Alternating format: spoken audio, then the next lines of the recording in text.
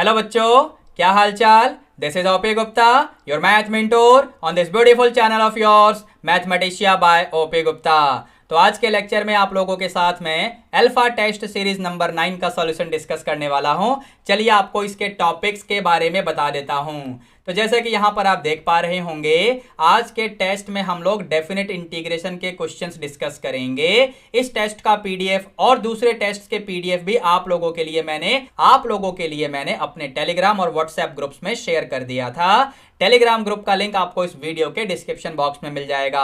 अगर आप लोग डिस्क्रिप्शन बॉक्स को ध्यान से देखेंगे तो वहां पर आपको बहुत सारे फ्री सैंपल पेपर्स के भी लिंक मिलेंगे, जिन्हें आप लोग एक्सेस करके अपनी प्रिपरेशन को स्ट्रॉन्ग बना सकते हैं। ठीक है बच्चों, now without wasting much time चलिए स्टार्ट करते हैं एटीएस 9 के क्वेश्चंस के सॉल्यूशन का डिस्कशन। ठीक है बच्चों, चलिए जरा। तो ये रहा बच्चों एटीएस 9। चलिए इसके क्वेश्चंस का सॉल्यूशन डिस्कस करते हैं।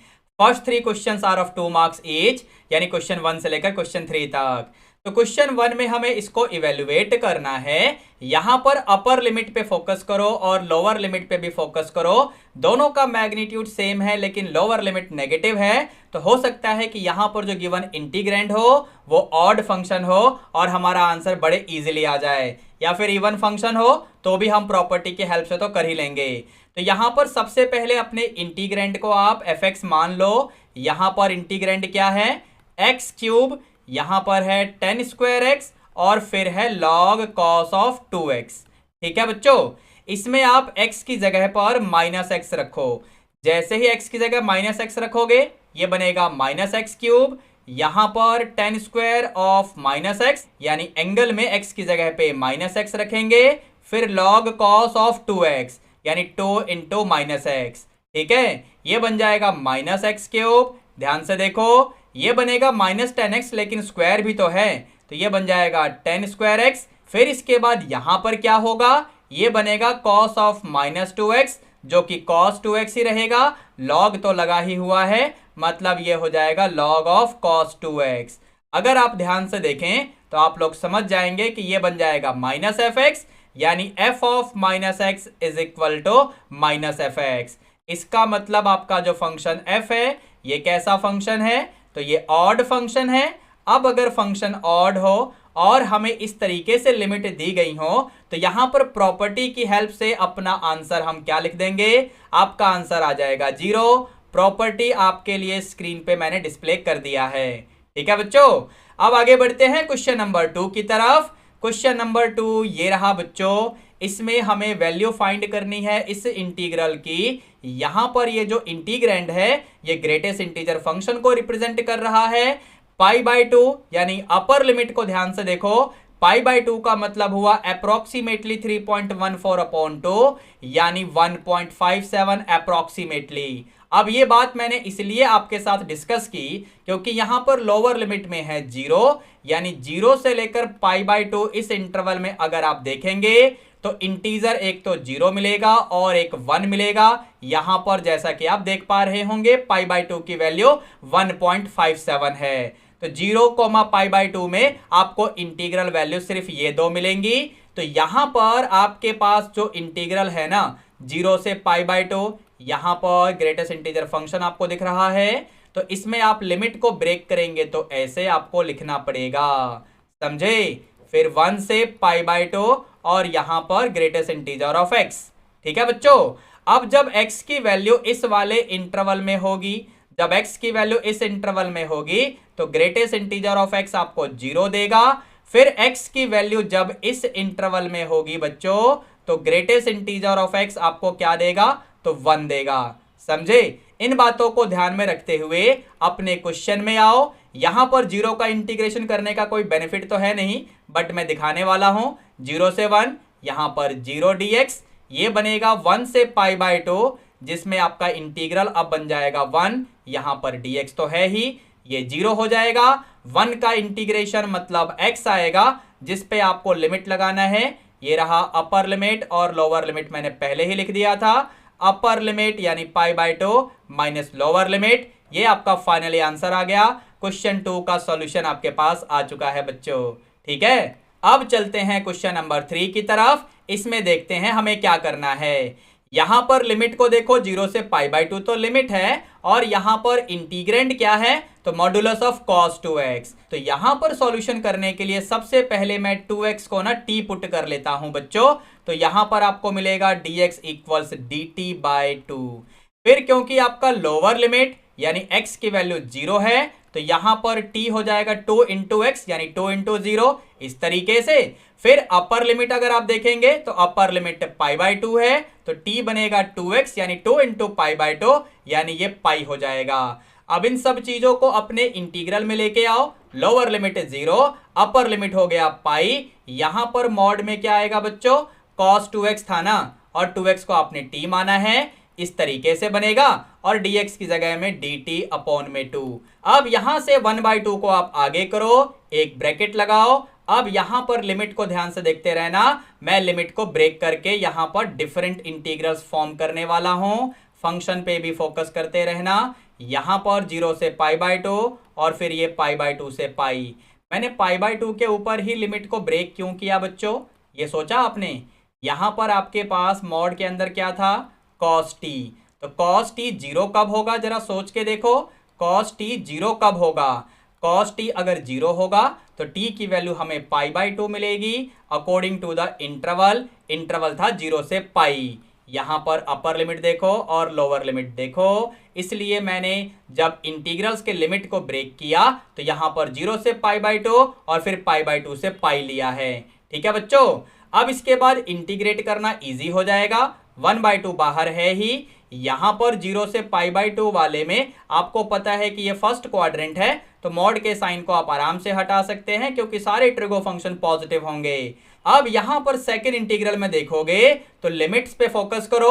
लोअर लिमिट π/2, अपर लिमिट पाई, यानी सेकंड क्वाड्रेंट का केस है जिसमें कॉस फंक्शन नेगेटिव होगा, तो मॉड के अंदर नेगेटिव आएगा तो मॉड को हटाएंगे तो माइनस cos t बनेगा। बाहर यहां पर प्लस आपको दिख रहा होगा, मतलब मैं इसको अब ऐसे लिख देता हूं। आई होप आपको कोई दिक्कत नहीं होगी। ठीक है बच्चों, अब इसका इंटीग्रेशन तो बच्चों का काम है। यहां 1/2 तो है ही, cos t का इंटीग्रेशन यानी sin t। ठीक है बच्चों, जिसमें आपको लिमिट लगाना है 0 से π/2। यहां पर ये माइनस, ये हो जाएगा sin t, और लिमिट क्या है, ये है π/2, अपर लिमिट है पाई। अब इसको कैलकुलेट करोगे, ये 1/2 का ध्यान रखना वो बाहर ही है।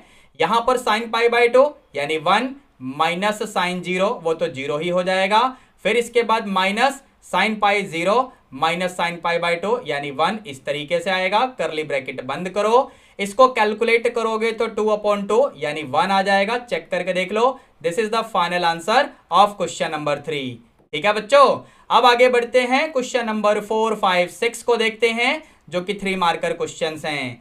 तो यहां पर क्वेश्चन 4 में हमें प्रूव करना है। चलते हैं, इसका LHS ले लेते हैं और इंटीग्रल को I एज्यूम कर लेते हैं। तो लिमिट है 0 से π/2, ध्यान से देखना। ऊपर है cos स्क्वायर थीटा, मतलब न्यूमरेटर में है cos स्क्वायर थीटा, डिनोमिनेटर में है 1 प्लस साइन थीटा, और यहां पर cos थीटा भी साइन थीटा के साथ मल्टीप्लाई है। अब यहां पर इसे हम इक्वेशन फर्स्ट बोलेंगे, फिर इसके बाद हम प्रॉपर्टी अप्लाई करेंगे। कौन सी प्रॉपर्टी?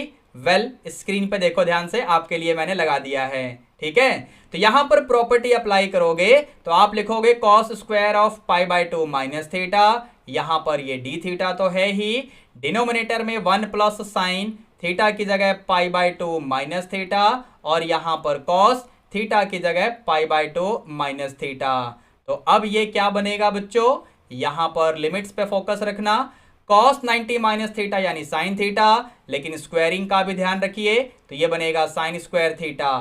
डिनोमिनेटर में 1 प्लस ये हो जाएगा cos थीटा, और ये बन जाएगा साइन थीटा। इसे आप इक्वेशन सेकंड बोलो। फर्स्ट इक्वेशन और सेकंड इक्वेशन दोनों को ध्यान से देखिए, दोनों में इंटीग्रल्स के लिमिट्स तो सेम है और डिनोमिनेटर भी सेम है। तो जैसे ही आप इन दोनों को ऐड करोगे बाय फर्स्ट एंड सेकंड, तो आपको मिलेगा 2i इक्वल्स यहां पर 0 से π/2, और जब ऐड करोगे तो एलसीएम आपका आएगा 1 प्लस साइन थीटा इंटू में cos थीटा, न्यूमरेटर में आएगा cos square theta plus sine square theta जो कि 1 हो जाएगा, और ये रहा d थीटा। समझे बच्चों? अब यहां से आप न्यूमरेटर और डिनोमिनेटर दोनों को डिवाइड करो। Divide numerator and denominator by, किससे डिवाइड करोगे? कॉस स्क्वायर थीटा से डिवाइड कर दो, ठीक है ना। जैसे ही आप न्यूमरेटर को कॉस स्क्वायर थीटा से डिवाइड करोगे तो आपको क्या मिलेगा बच्चों? न्यूमरेटर को कॉस स्क्वायर थीटा से डिवाइड करो तो यहां पर आपको मिल जाएगा सीकेंड स्क्वायर थीटा, ये है डी थीटा। डिनोमिनेटर में 1 अपॉन कॉस स्क्वायर थीटा यानी सीकेंड स्क्वायर थीटा, जिसे मैं लिख रहा हूं 1 plus ten square theta plus sine theta cos theta upon cos square theta, यानी ये फाइनली आपको ऐसा देके जाएगा। समझे? जब आप डिनोमिनेटर में कॉस स्क्वायर थीटा से यहां पर डिवाइड करेंगे ना बच्चों, तो आपको एक्चुअली में मिलेगा सीकेंड स्क्वायर थीटा प्लस में टेन थीटा। ऊपर देखो मैं टॉप में लिख रहा हूं, ठीक है बच्चों। यहां पर सीकेंड स्क्वायर थीटा को 1 प्लस टेन स्क्वायर थीटा लिख सकते हो ना, क्लास 10th का फॉर्मूला, तो वही तो किया है मैंने यहां पर। समझे? अब इसके बाद यहां पर हम सब्स्टिट्यूशन करेंगे, यानी मैं टेन थीटा को टी मानूंगा। इसके बाद यहां पर डेरिवेटिव तो होगा ही, तो secant square theta d theta, now that is equal to d t. Limit भी चेंज करते हैं जरा। थीटा जब 0 है तो टी क्या बनेगा बच्चों? टेन 0 यानी 0 ही आएगा। फिर जब थीटा आपका पाई बाय 2 है तो यहां पर टी क्या बनेगा? ध्यान से सुनना इस कंसेप्ट को, क्योंकि थीटा की जगह पाई बाय 2 तुम टेन थीटा में डाल ही नहीं सकते अगर आपको टेन थीटा का डोमेन याद हो। तो यहां पर थीटा हम पाई बाय 2 की तरफ अप्रोच कराएंगे तो टी अप्रोच करेगा टेन पाई बाय 2 यानी इन्फिनिटी की तरफ। इस कंसेप्ट को ध्यान रखना। अब इसको लेकर आते हैं अपने इंटीग्रल में, तो आई क्या बनेगा? यहां 1/2, यहां 0, यहां पर इन्फिनिटी, यहां पर ये पूरा dt, और डिनोमिनेटर में हो जाएगा T square plus T plus में 1। ठीक है। अब यहां पर हम क्या करेंगे भैया? डिनोमिनेटर में हम बनाएंगे परफेक्ट स्क्वायर। तो यहां पर 0 से इन्फिनिटी लिमिट का ध्यान रखना। यहां जब परफेक्ट स्क्वायर आप बनाएंगे तो ये बनेगा t प्लस 1/2 का होल स्क्वायर प्लस 3/4। एक बार चेक करो, यानी होल स्क्वायर ओपन करके देखो और सिंप्लीफाई करो, आपको मिलेगा T square plus 2 into T into half, यानी t प्लस 1/4 प्लस 3/4। तो 1/4 प्लस 3/4 यानी 1 ही आएगा। तो आपका परफेक्ट स्क्वायर बिल्कुल ठीक बना है। ठीक है बच्चों। इसके बाद 3/4 को आप क्या लिख सकते हो? 3/4 को आप लिख सकते हो √3/2 का होल स्क्वायर। इसी स्टेप में चेंज कर दिया मैंने ताकि हमारा कुछ काम आसान हो जाए। बाहर ये 1/2 है, यहां पर फॉर्मूला लगेगा, 1/a लिखेंगे यानी 2/√3 आएगा।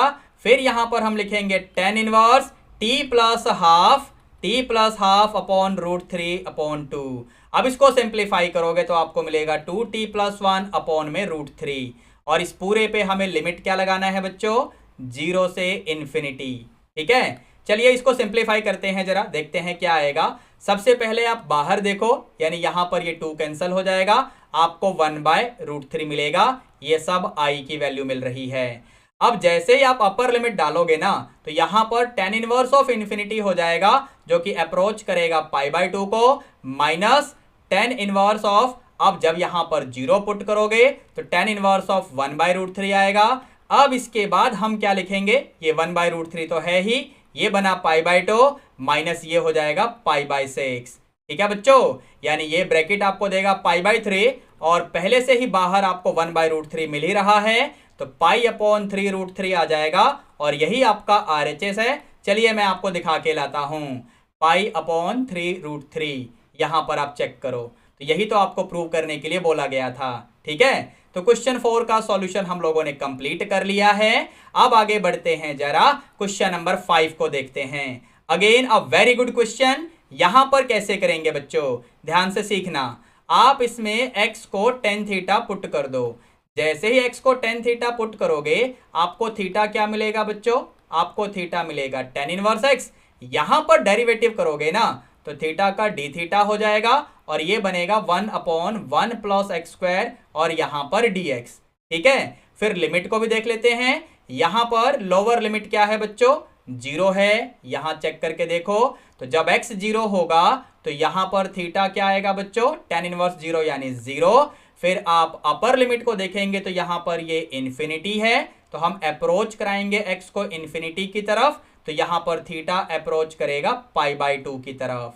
ठीक है। तो आपका जो इंटीग्रल है, अगर आप इसे i एज्यूम करोगे तो अच्छी बात है, मैं एज्यूम कर लेता हूं, तो आपका जो इंटीग्रल आई है अब ये क्या बनेगा, लोअर लिमिट 0, अपर लिमिट यहां π/2 log x, यानी ये हो जाएगा log ऑफ tan थीटा। इसके बाद dx upon 1 plus x square को हमने लिखा था d थीटा, यहां पर आप चेक कर सकते हैं। इन सबको मैं साइड में कर देता हूं। ठीक है बच्चों, इसे इक्वेशन फर्स्ट बोलो।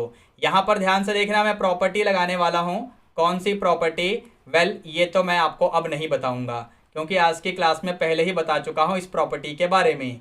यहां पर हम लिखेंगे π/2 माइनस थीटा, यानी ये क्या हो जाएगा बच्चों, ये हो जाएगा 0 से π/2, इसे आप लिख लो log of tan π/2 minus theta, यानी कोटेंजेंट थीटा, ये रहा d थीटा। 0 से π/2, इसे फर्दर हम लिखेंगे log of 1 upon tan theta.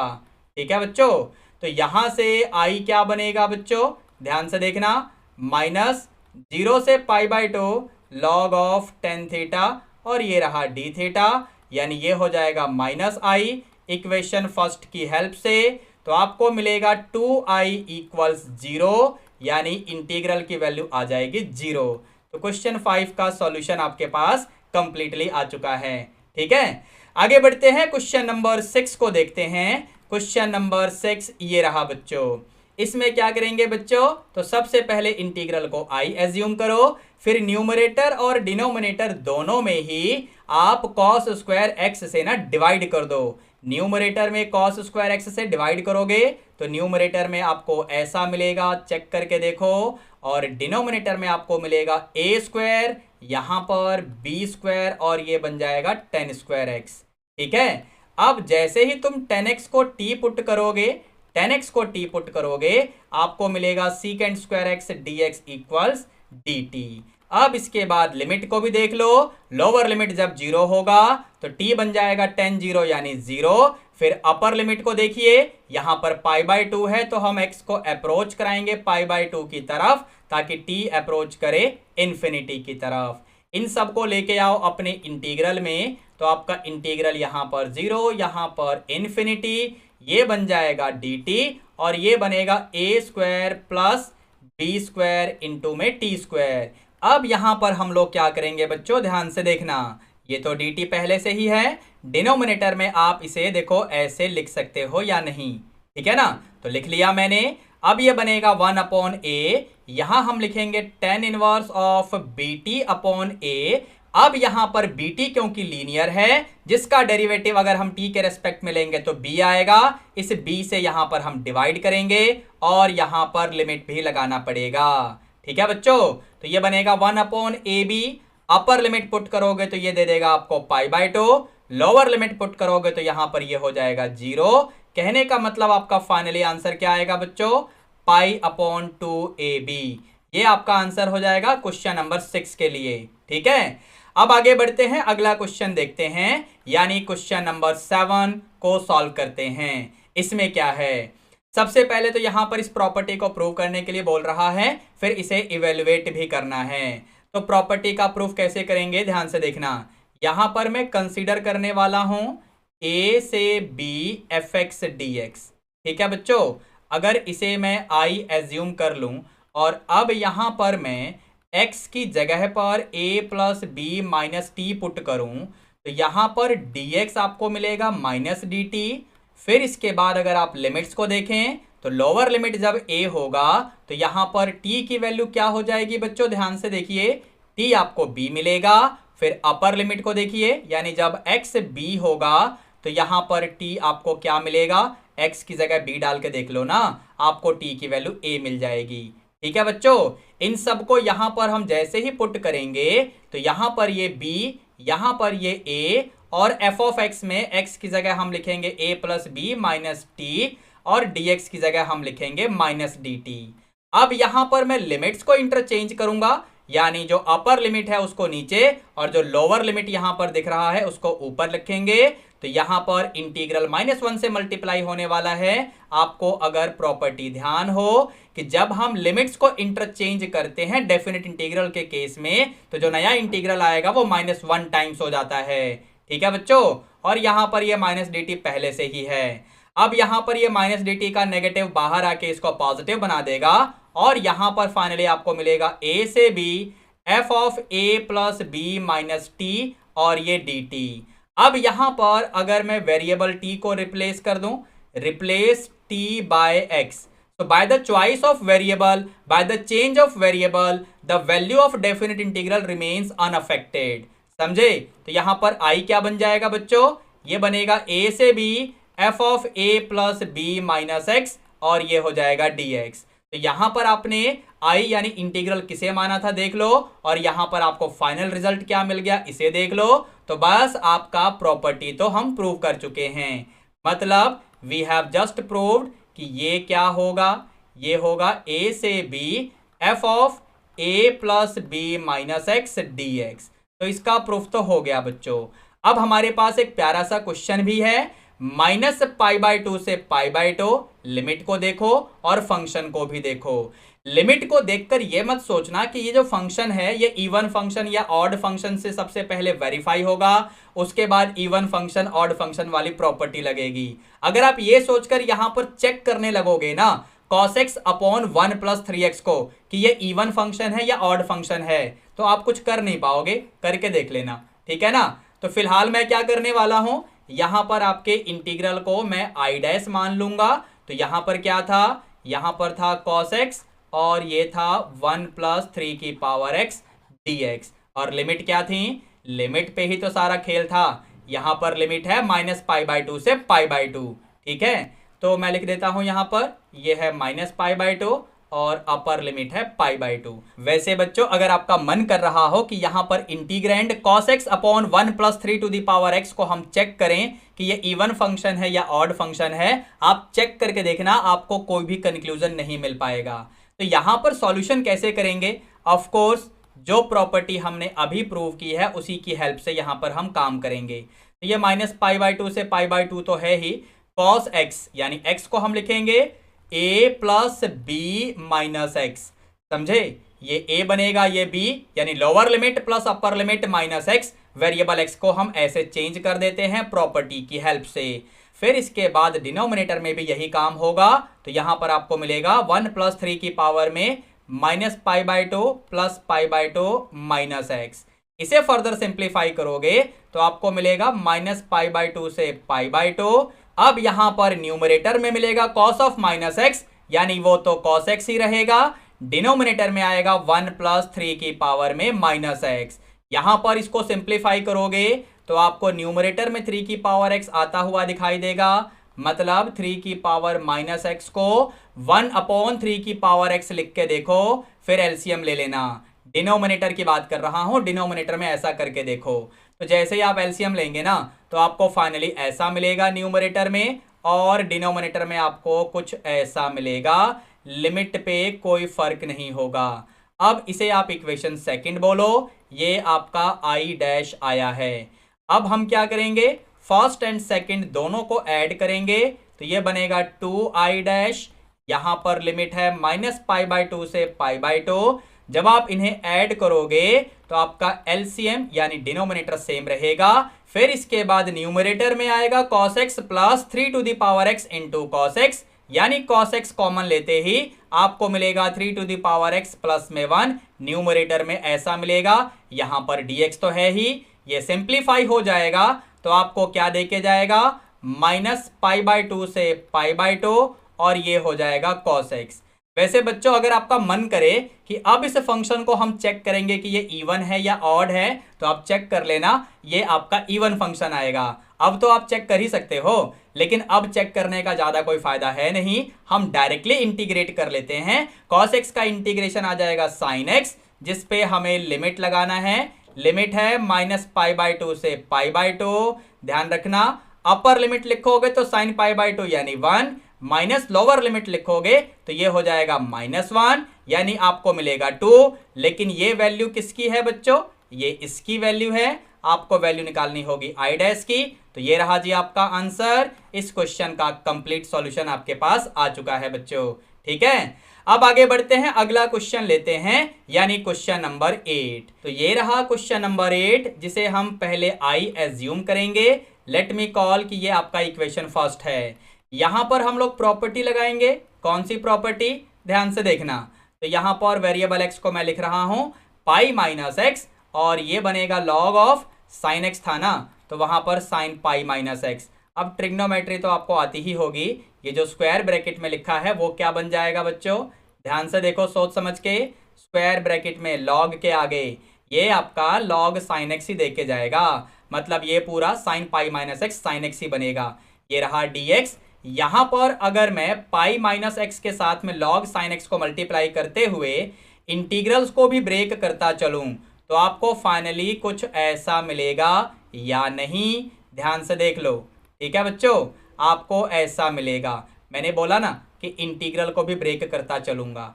अब ये पूरा क्या है, इक्वेशन फर्स्ट को देखो ना, 0 से पाई लिमिट है x into log sine x. तो यहाँ पर इक्वेशन फर्स्ट की हेल्प से हम कर लेंगे इसे i, LHS में पहले से ही i है, तो ये बना 0 से पाई, ये है पाई लॉग साइन एक्स, और यहाँ पर dx। Now this is minus i।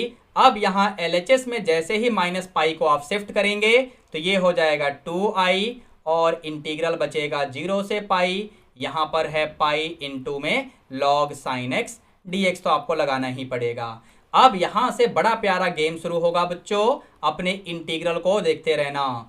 मैं यहां पर fx लिखने वाला हूं लॉग साइन एक्स को, पाई तो कांस्टेंट है ना, उसे तो आप बाहर कर सकते हो कभी भी, ठीक है।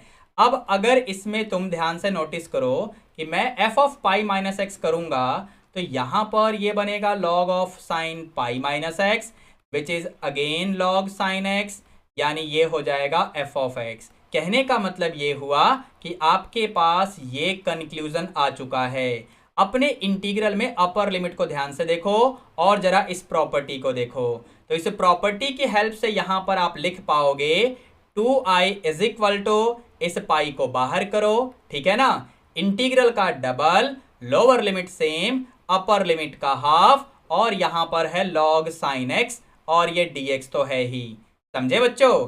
अब इस 2 को इस वाले 2 से कैंसिल करो तो आपको क्या मिलेगा बच्चों, आपको मिलेगा i इक्वल्स पाई, और यहां पर है 0 से pi by 2 log sine x, ठीक है बच्चों।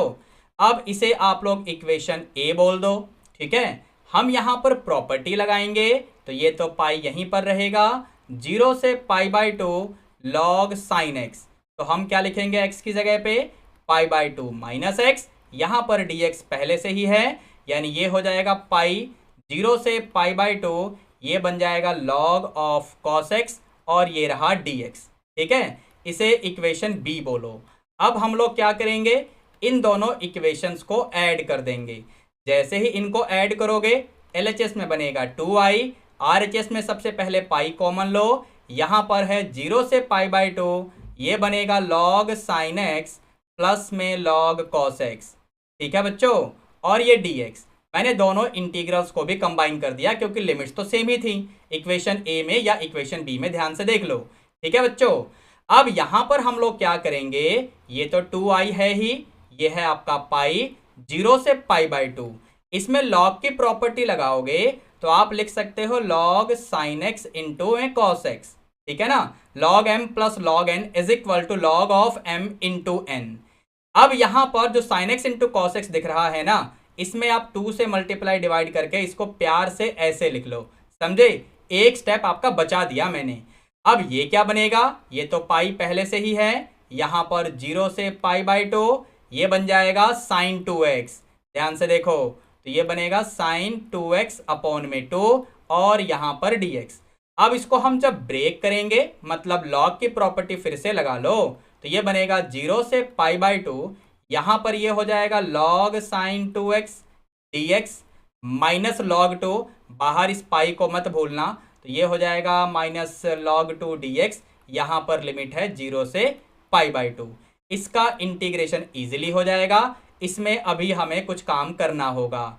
इसे आप इक्वेशन सी बोलो और चलते हैं जरा नेक्स्ट पेज पे, लेकिन ध्यान रखना ये पूरा 2i के इक्वल था बच्चों, ठीक है। तो अब यहां पर हम लोग i डैश एज्यूम कर लेंगे, यहां पर था पाई 0 से pi by 2 log sign 2x, यही था ना, इसे हम लोगों ने i डैश एज्यूम कर लिया। इसमें मैं क्या करूंगा, 2x को t पुट करेंगे तो यहां से आपको dx मिलेगा dt अपॉन 2। लिमिट पे फोकस रखना, जब लोअर लिमिट 0 है तो t बनेगा 2 इंटू 0 यानी 0। जब अपर लिमिट यानी पाई बाई 2 आप पुट करेंगे तो आपको t की लिमिट मिलेगी 2 टाइम्स x यानी 2 इंटू पाई बाई 2 यानी पाई हो जाएगा। तो यहां पर ये i डैश बनेगा, ये तो पाई है ही, ये 0, ये पाई, और ये हो जाएगा log of sine t। dx की जगह आप लिखेंगे dt अपॉन 2 को बाहर करिए। अब यहां पर अगर आपने फंक्शन f ऑफ t को एज्यूम किया तो ये चीज तो मैं कुछ देर पहले अभी आपको सिखा कर लाया हूं कि यहां पर आप बड़े आराम से इस प्रॉपर्टी को ऑब्जर्व कर सकते हैं जो कि स्क्रीन पे आपको डिस्प्ले होते हुए दिख रही होगी, क्योंकि ये कंडीशन यहां पर पक्का बनेगी। ठीक है ना, यहां मैं डिस्प्ले करके नहीं दिखा रहा हूं क्योंकि ये चीज हम ऑलरेडी देख चुके हैं, अभी थोड़ी देर पहले हमने देखा था। तो अब यहां पर हम लोग क्या करेंगे, ये पाई बाई 2 तो है ही, इंटीग्रल का double, lower limit same, upper limit half, और फंक्शन को भी हम सेम रखेंगे यानी log sin t dt। इस तरीके से अब यहां पर सिंप्लीफाई करोगे तो i डैश क्या बनेगा, ये 2 कैंसिल होगा, यहां पर पाई 0 से पाई बाई 2 मतलब लिमिट तो आपने लगा ही दिया, log sin t, variable t की जगह वेरिएबल x डाल दो तो इस तरीके से आपको मिल जाएगा।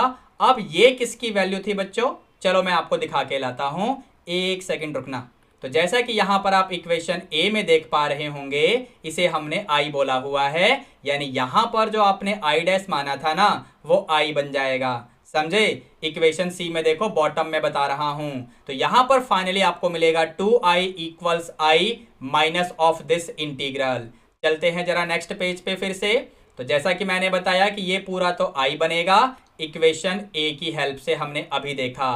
तो हम लोगों ने ये कंक्लूजन तो ले ही लिया था कि 2i माइनस आई इक्वल्स यहां बनेगा माइनस पाई, और ये हो जाएगा log 2, इंटीग्रेशन आएगा x, जिस पे हमें लगाना है 0 से पाई बाई 2 का लिमिट। तो आपको i की वैल्यू क्या आती हुई दिखेगी बच्चों, माइनस पाई log 2, यहां पर आप लिमिट पुट करो तो पाई बाई 2 माइनस 0, यानी आपका फाइनली आंसर आएगा minus pi square upon 2 into में log 2।